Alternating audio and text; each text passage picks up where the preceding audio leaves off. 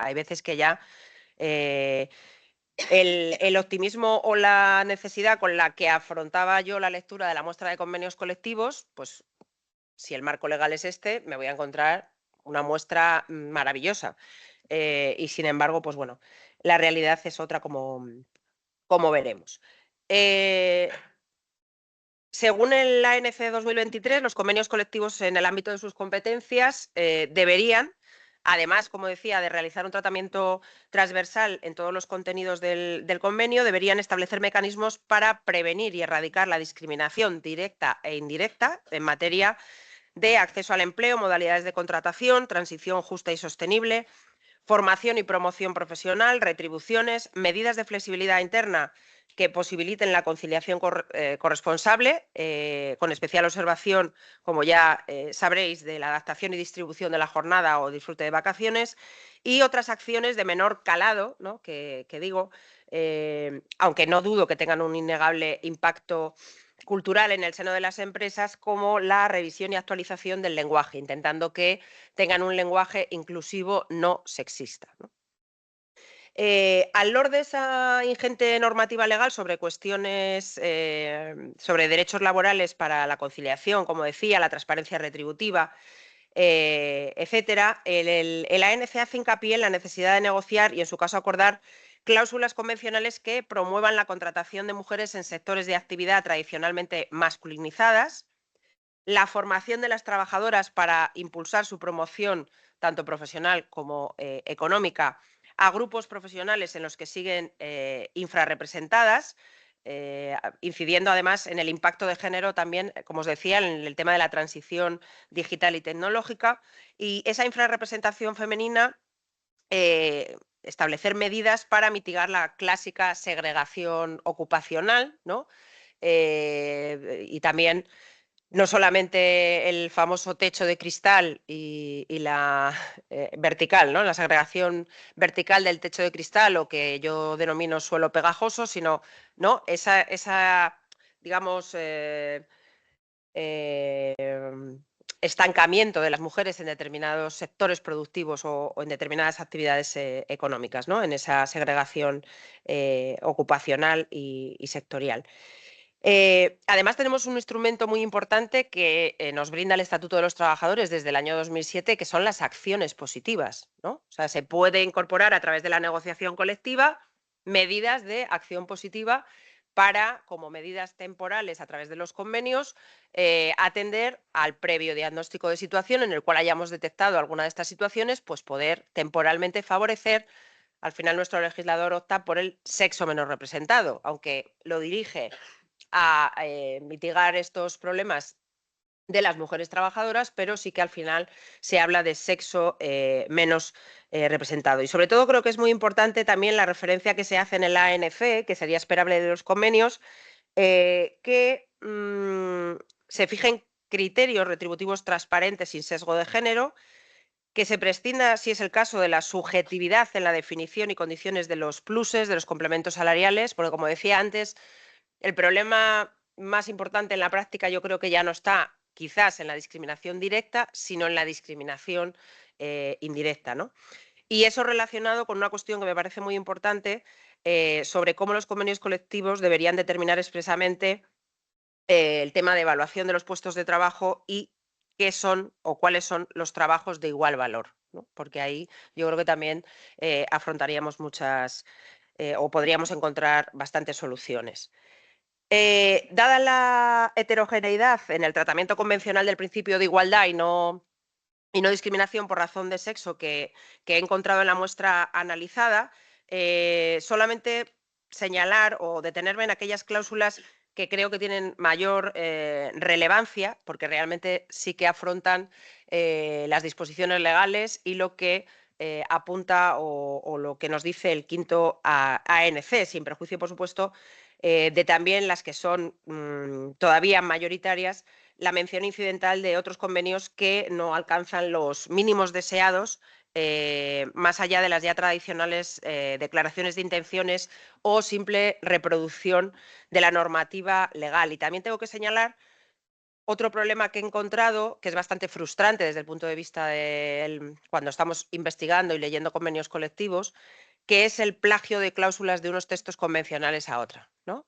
La importancia que tiene quién negocia los convenios colectivos, por la parte sindical, por la parte empresarial, cuál es la federación, que te encuentras que con diferentes ámbitos funcionales, pero dentro de una misma federación, desde el punto de vista de organización o desde el punto de vista de organización empresarial, se copian y reproducen o plagian directamente las cláusulas, ¿no? Y en muchos casos, pues vemos que no cumplen los mínimos convencionales esperables, sobre todo en el ámbito de la negociación sectorial, ¿no? Y además, pues con la dificultad que hay cuando no existe, porque no fuera obligatorio o por falta de opciones jurídicas, un plan de igualdad que pudiera complementar las carencias de las medidas de igualdad en el propio convenio colectivo. Un apartado que ha muerto. Bueno, ¿no? Vamos a ir aquí a lo... ¿No? ¿Por qué? Ha muerto. Vamos, tampoco tiene mayor... Vale. No, incluso estoy en esta ya, ¿no? Creo que sí.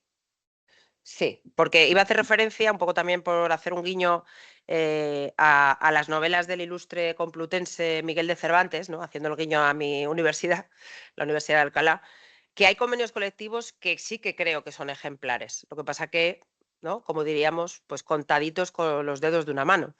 Pero bueno, sí que yo creo que esos convenios colectivos sí que los he señalado como una herramienta útil para quienes tienen que negociar los convenios colectivos u otros acuerdos colectivos con perspectiva de género. Hay muchos que incluyen medidas de promoción de la igualdad, que tienen el correspondiente capítulo de igualdad efectiva entre mujeres y hombres, con auténticos derechos laborales, no una simple reproducción de los textos normativos y en los cuales podemos leer en muchas ocasiones la mera reproducción literal de lo previsto en el Estatuto de los Trabajadores y su normativa concordante, o cuando remiten, ¿no?, a las disposiciones legales. Bueno, el consabido, entre otros, artículo 34.8, de se estará lo que diga la negociación colectiva, y la negociación colectiva te dice que se está lo que dice el 34.8. Bueno, pues esas cosas que te frustran un poco, ¿no? Y además sí que es verdad que también esas que he denominado medidas convencionales ejemplares, en ocasiones sí que innovan, ¿no?, respecto de los convenios colectivos preexistentes en su misma rama de actividad, o en el caso de los convenios de empresa, similares líneas de negocio. Por no abrumar, porque, a ver, esta diapositiva es de las que en innovación docente, ¿verdad? O sea, nos dicen, bien, preséntese usted el año que viene. No le vamos a dar el docencia. Bueno, esto es para que esté ahí, o si se quiere trasladar o quien lo quiera, un poco. Pero vamos, no voy a aburrir con la cita de los convenios colectivos, pero sí que quería que, bueno, alguno sí se viera reflejado, ya que ha hecho las cosas bien o ha hecho los deberes. Yo creo que es importante, ¿no?, aquellos que realmente recogen en su texto convencional un expreso compromiso de igualdad, por ejemplo, el de la construcción, con 5 ejes de actuación, al menos en el plano formal, luego habría que rascar. El título cuarto sobre igualdad de oportunidades y no discriminación. La remisión que hace me parece muy interesante también a la Fundación Laboral de la Construcción para la elaboración de informes sobre la situación y empleabilidad que afecta a las mujeres del sector. Y luego hay una cláusula recurrente que, bueno, lo que hace al final es, en coherencia o con remisión a la disposición adicional 10ª del Estatuto de los Trabajadores, sobre la cuota o el porcentaje en relación a la suplir con mujeres, ¿no?, con la contratación de mujeres, los supuestos de jubilación. Esa ha sido como una cláusula ahí un poco como el ajo, ¿no?, que se repetía.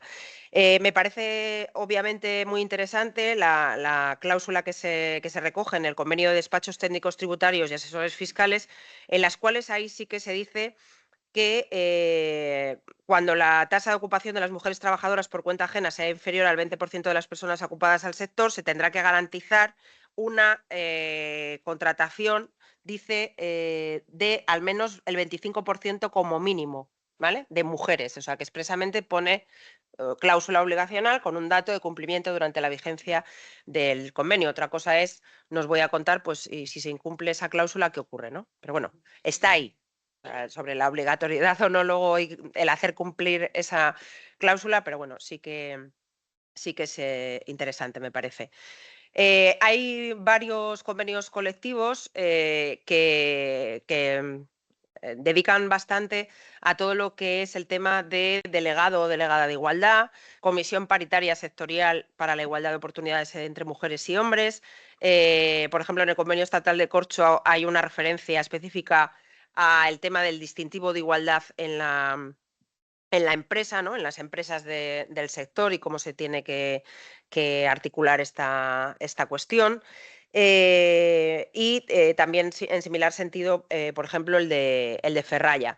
En el convenio de Air Nostrum, que sabéis que hay dos convenios diferentes para pilotos y tripulación de cabina, pilotos con O y tripulación de cabina mayoritariamente feminizado o ocupado por mujeres en su mayoría, se recoge expresamente que la Comisión Paritaria de Igualdad dice, instaurada vía plan de igualdad para toda la plantilla de la compañía, tiene que tener representación de ambos perfiles profesionales.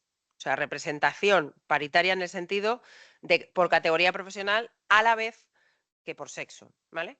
Pero todavía es mejor la del convenio sectorial para empresas de harinas, panificables y sémolas, en las que la referencia a la paridad de la representación sindical y empresarial expresamente dice que necesariamente 2 miembros de la comisión tienen que ser de sexo femenino, tanto en la representación sindical como en la asociación empresarial, ¿vale? O sea que no ya solamente una paridad en cuanto a sujetos legitimados, sino expresamente ser ocupadas por dos mujeres.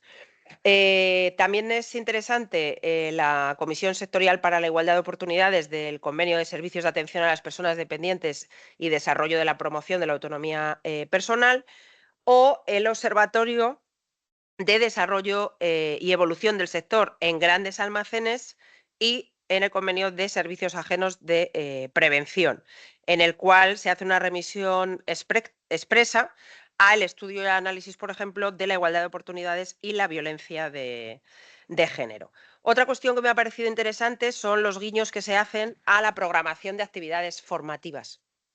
Normalmente en relación con la evaluación del desempeño por niveles profesionales, acciones formativas que incluyen potenciar la formación en igualdad de oportunidades. En otros casos dice que se tiene que incorporar dentro del catálogo formativo de las empresas del sector expresamente la igualdad de género, el acoso sexual o por razón de sexo, igualdad, no discriminación y diversidad. Y también me parece especialmente interesante las empresas de consultoría y tecnologías de la información, que dedica esa formación expresamente obligatoria para el personal de recursos humanos, ¿no? O sea, que dentro del catálogo para el personal de recursos humanos se tiene que incluir. O en aire controladores de tráfico aéreo, también para todas las personas de manera obligatoria, la igualdad para quienes tengan responsabilidad de selección y comunicación en la empresa, porque también hay que ir, ¿no?, incidiendo en como decía al principio, en esa parte de no solo de sensibilidad, que parece así como más indeterminado o menos palpable, sino que hay que dar formación o justificar esa formación. Y luego hay un par de cuestiones que he incluido como dentro de estas ejemplares, que por ejemplo en el convenio colectivo de corcho o en el de saneamiento público y de limpieza viaria, en relación con el tema de la estructura de la negociación colectiva, ¿no?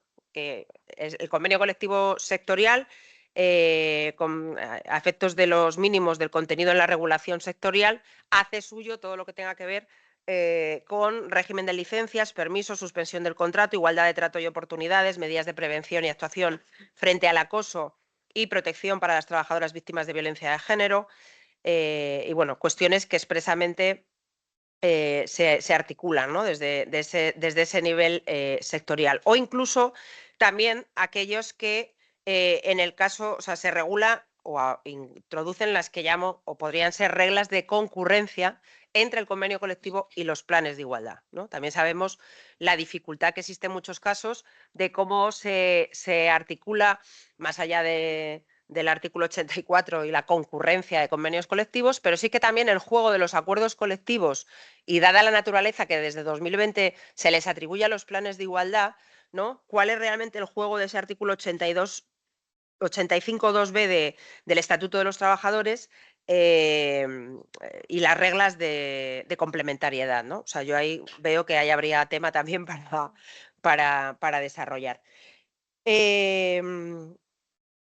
Luego también el papel que se le atribuye en ocasiones a la Comisión Mixta de Interpretación a la hora de dilucidar discrepancias y el juego, ya digo, entre los conflictos que pudieran originar las medidas de acción positiva de los planes de igualdad y la normativa establecida en el convenio colectivo. Eso, por ejemplo, está en el convenio sectorial de tejas, ladrillos, etcétera. Por lo general, lo que sí que nos encontramos mayoritariamente es una apuesta tímida o tibia, o no sé cómo denominarla, en los convenios colectivos sobre esta materia, ¿no? De manera telegráfica, tema del lenguaje inclusivo. Curioso cuando menos, nos encontramos los textos convencionales revisados, ahora todos somos personas trabajadoras, nos ha quedado claro, y luego el convenio colectivo no tiene nada de igualdad, ni de nada. Bueno, pues yo digo esto, a ver, igual el lenguaje, que es muy relevante, que lo dice la ANC, pero un poquito más, ¿no? O sea, vamos a... y luego, por escrito he dicho que eran justificaciones espurias. Es que no sabía cómo decirlo. O sea, las cláusulas tipo en relación al lenguaje de los convenios que todavía mayoritariamente, o sea, no uno ni dos, dicen, se escribe el convenio en género femenino o masculino inclusivos en virtud del principio de economía del lenguaje. La posibilidad de que la utilización de modos de expresión no sexista pudiera representar una dificultad añadida a la lectura y comprensión lleva a escribir en masculino, porque ya lo entendemos mucho mejor todas las personas trabajadoras, ¿no? Entonces, bueno, yo creo que sería más aconsejable, alguna referencia he puesto, aunque sin duda seguro que también mejorable, por ejemplo, en el convenio de empresas de consultoría y tecnologías de la información, que dicen que van a utilizar un lenguaje de género que permita incluir a todas las personas, y aquí un poco se excusan, ¿no? Y dicen, bueno, cuando el texto del convenio se refiere al literal de los textos legales, se tendrá que mantener el redactado en ellos establecido. El Estatuto de los Trabajadores sigue hablando en masculino, ¿vale? Y luego me parece que es más interesante quienes implementan cláusulas para promover una cultura de empresa y comunicación no sexista. O sea, quienes ya sí que incorporan, sobre todo en el ámbito de la empresa, aunque también el sectorial del corcho, prácticas directamente sobre la eliminación de cualquier imagen, cartel, publicidad que contenga una visión sexista y estereotipada de mujeres y hombres. Aquí a modo de anécdota y un poco para que el público estudiantil se nos venga arriba. Esto no vale, como alguna experiencia ha habido, de me presento al distintivo de empresa. Y entonces una de las medidas es que los calendarios de mujeres desnudas les hemos puesto ropita. Como las recortables, las muñequitas de nuestra época. Hombre, pues no. Vale, o sea, una cosa seria. Por eso digo que a veces lo que dice el convenio colectivo a lo que luego nos encontramos en la realidad empresarial, mejor que no haya calendario de mujeres desnudas. No vestirlas, ¿no? Entiendo yo. Pero eso ya son manías mías. Bueno, y en relación con eso, hablando de ropa, por ejemplo, sobre todo esto sí que lo he vinculado, detectado en el sector, vamos, de tripulación de cabina, ¿no? O sea, Aeronova y otras empresas de compañías de aviación, el tema de la ropa de trabajo, la vestimenta no sexista ni sexualizada, que obligan a la vigilancia y control de la representación. Dice, por ejemplo, Aeronova, las normas de utilización de la uniformidad serán las establecidas en el manual de uniformidad aprobado en la Comisión de Igualdad, que será comunicada e informada a la representación legal de los trabajadores. Y así hay varios convenios colectivos que también lo hacen. Luego otros temas que se aglutinan bajo la rúbrica de salud laboral, que ahí hacen un tutur revolutum, que imagino que luego también a lo mejor Carolina entra un poco a ello. Nos hablan de violencia, de acoso, fundamentalmente, pero lo mezclan a veces con las condiciones de implantación del teletrabajo. Bueno, a veces es un poco caótico, ¿no? Sí que parece atisbarse a lo mejor cierta perspectiva de género en materia preventiva, ¿no? En algunos casos se hace mención a la necesidad de realizar un plan de prevención de riesgos laborales y su correspondiente evaluación, diferenciando hombres y mujeres, considerando sus diferencias físicas, biológicas, desigualdades. Bueno, organización, equipos usados, tienen que estar diseñados para adaptarse a la persona trabajadora. Y sobre todo se está haciendo enfoque, digamos, de género en cuanto al asesoramiento o apoyo profesional psicológico y o médico de trabajadoras víctimas de violencia de género. En cuanto al tema del LGTBI, por ir ya terminando, mm, si en el tema de igualdad de mujeres y hombres, todas las referencias normativas, lo que nos dice la ANC, ¿no? O sea, esa remisión a los convenios colectivos, pues era esperable mucho más de lo que me he encontrado. En el caso de las referencias convencionales o el tratamiento de los convenios colectivos al colectivo LGTBI, pues es todavía peor. O sea, todavía la verdad es que salvo a partir de los convenios colectivos del último o del segundo semestre de 2024, no se ha notado tanto, ¿no?, esa contribución de la norma, de las disposiciones legales al efecto, ni tampoco de lo que nos dice el quinto ANC en el capítulo 14 en este caso, ¿no? Lo fundamental o en síntesis de la ANC es que subraya la oportunidad de aprovechar el potencial humano, social y económico que conlleva la diversidad de las plantillas y entiendo yo que no debería estar siempre o que se intenta evitar que estén aquellas plantillas constreñidas, ¿no?, a lo que es el modelo heterocis normativo, ¿vale? O sea, que seguimos pensando al modelo Código Civil de ese buen padre de familia, ¿no?, de ese modelo habitual. En particular, como sabemos, el marco legal, con la aprobación de la que conocemos como Ley Trans, sin perjuicio de lo que ya había aportado en términos de no discriminación, la Ley 15/2022 y también, en parte, con lo que luego veremos de la Ley 10/2022, ¿no? Sobre todo se hace hincapié y se subraya, de hecho aquí lo he subrayado porque lo he copiado 2 veces indebidamente, el hecho de que realmente donde se pone el foco es en la necesidad de que sean espacios laborales seguros, que, ¿no? O sea, yo entiendo que lo que se subraya es esa necesidad de que sea el centro de trabajo o el puesto de trabajo, pues que no sea un lugar hostil para cualquier persona que forme parte del colectivo LGTBI. Luego también señalo que en la preparación de esta intervención y del trabajo previo hay un problema cronológico, ¿no? Porque la Ley 4/2023 había señalado un plazo para el desarrollo de las posibles medidas, ¿no?, el conjunto planificado de medidas y recursos para alcanzar la igualdad real y efectiva de las personas LGTBI en el ámbito de las empresas vía negociación colectiva, un plazo de un año, pero luego al final hemos tenido que estar esperando por el Real Decreto 1026 de 2024 y entonces sí que es verdad que bueno, pues a efectos del resultado de la muestra de convenios, el ANC y este Real Decreto, pues no ha sido muy fácil encontrar contenido material, ¿no?, respecto de ese posible protocolo de actuación para la atención de acoso o la violencia contra las personas del colectivo. Eh, Como decía, creo que es insuficiente desde el punto de vista cuantitativo. Es verdad que desde el punto de vista cualitativo quizás sí que se pueden ya vislumbrar algunas líneas de tendencia, pero nos seguimos encontrando meros brindis al sol, ¿no?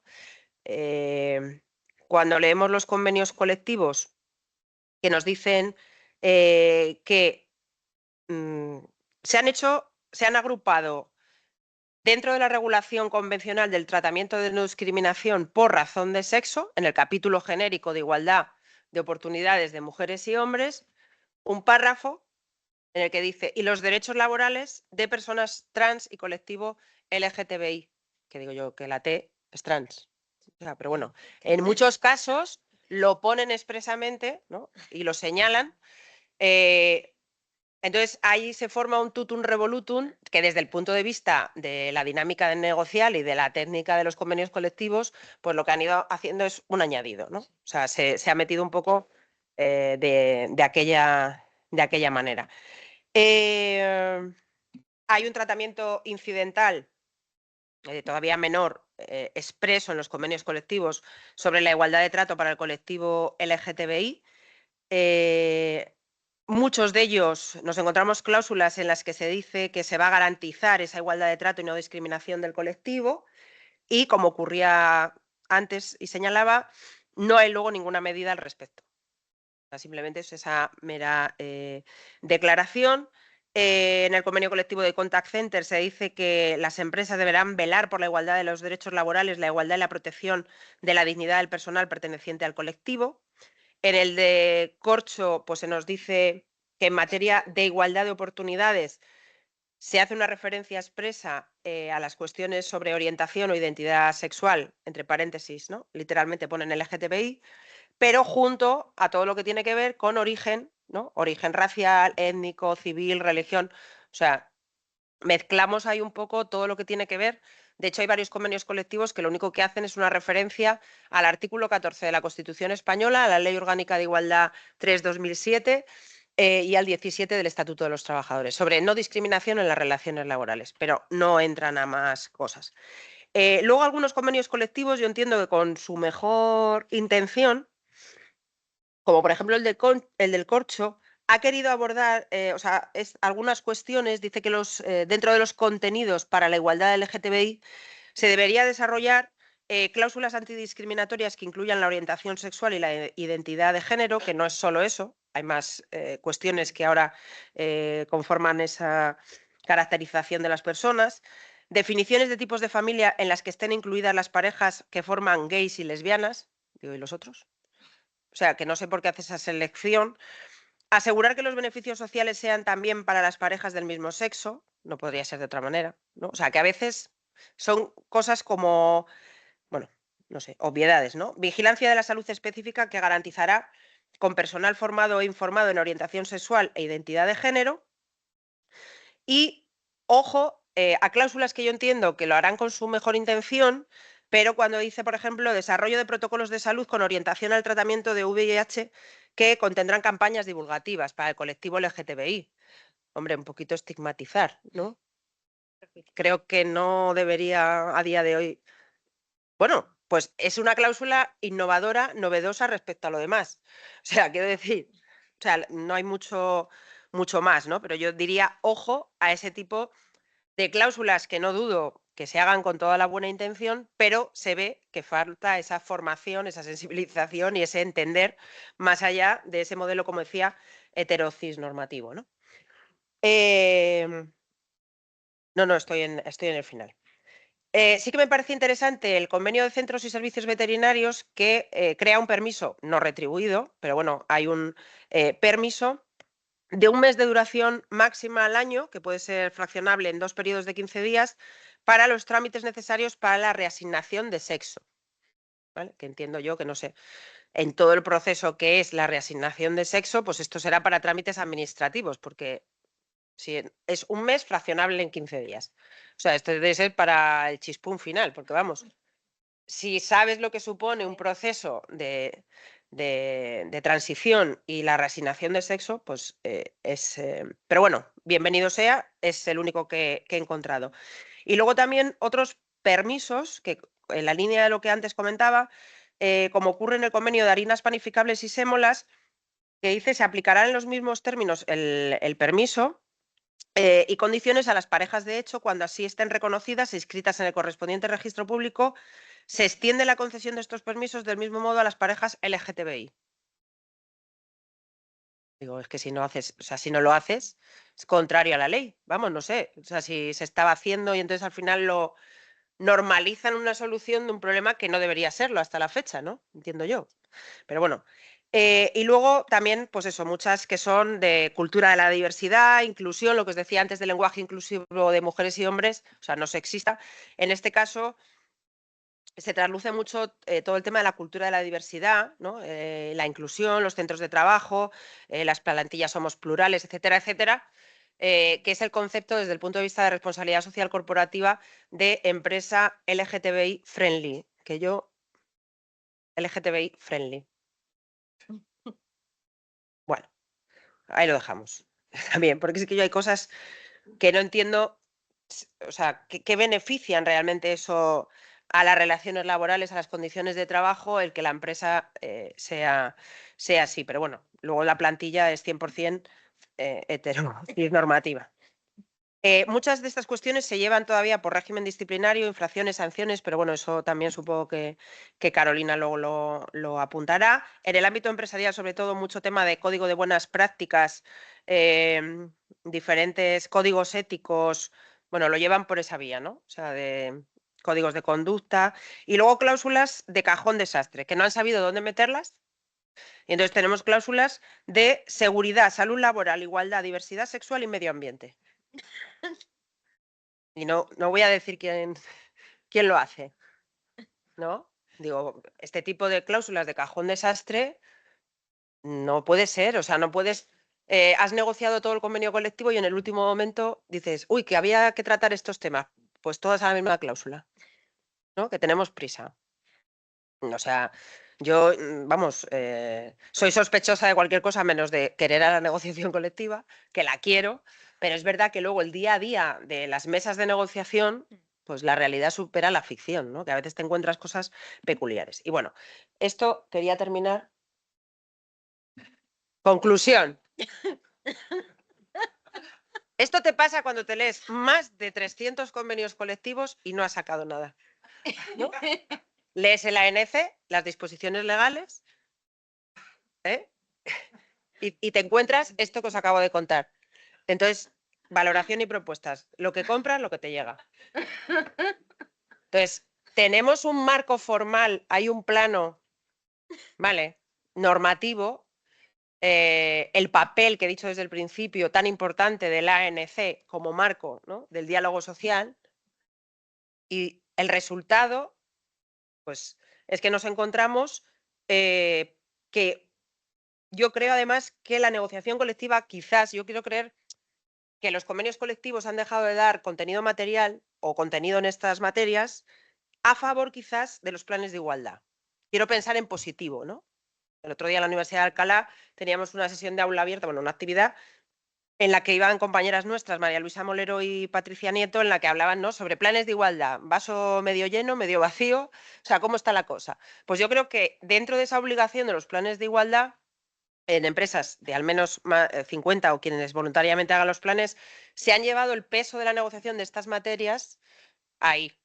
Y los convenios a lo mejor se están vaciando, porque estudios que yo he hecho sobre estas materias de 2007 y 2008 resulta que tenían cláusulas convencionales más transgresoras, innovadoras y potentes que lo que ahora se ha visto superado por la legislación, que quizás a lo mejor también, como en los últimos años se ha avanzado legislativamente tanto, pues se quedan un poco para atrás, ¿no? Y también, insisto, yo creo, cediendo el paso a los planes de igualdad. Y alguna cuestión así, aparte del impactante, lo que compras y lo que te llega, pero yo creo que la negociación colectiva al final también tiene otro problema que quería traer por si hay debate. No tanto entrar en las materias o los problemas no enfrentados por la negociación colectiva, sino para terminar, yo creo que también la dificultad que hay o la disgregación de acuerdos colectivos, ¿no? Esa dispersión que existe ahora y la dificultad que tienen quienes tienen que negociar de afrontar el convenio colectivo, el plan de igualdad, el protocolo, el no sé qué, no solamente ya para mujeres y hombres, sino que también ahora respecto del colectivo LGTBI. Pues no sé, o sea, al final yo creo que tenemos un panorama un poco de autonomía colectiva farragosa, ¿no? Llamo yo, o no sé, porque se hace difícil, como ha sido el caso, o sea, solamente leer los convenios colectivos te quedas con la sensación de lástima de tiempo o poder dedicarle más para ver realmente en cada no tanto a nivel sectorial, sino ya a nivel de empresa, ¿qué tienen, no? Si realmente se complementa, porque con el convenio colectivo a veces, pues nos quedamos muy cortos. Y quizás lo último que propongo es eso, que a lo mejor todo lo que tiene que ver con estas materias, pues a efectos prácticos, lo más oportuno sea aunar, ¿no? O estudiar estrategias, de en vez de tener tanto protocolo y tantas cosas como nos ha pasado en la universidad, de ahora había que incorporar al protocolo de acoso el de violencias sexuales. Crue y Ruigeo nos dicen que tenemos que hacerlo diferente. Y yo he tirado por el camino en medio. O sea, digo, pues yo lo que vamos a hacer es añadir y complementar. Ya se mejorará en un futuro, pero el cumplimiento inminente de la obligación legal te lleva a que a veces por economía procesal o como lo queramos llamar, pues no hacer las cosas todo lo bien que querías, como quizás es lo que le ocurre a la negociación colectiva, a mi querida negociación colectiva. Vale.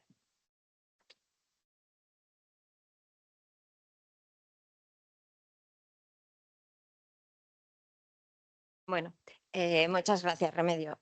Yo ya decía que este era un tema apasionante y ya intuía yo que nos iba a parecer poco tiempo para el análisis.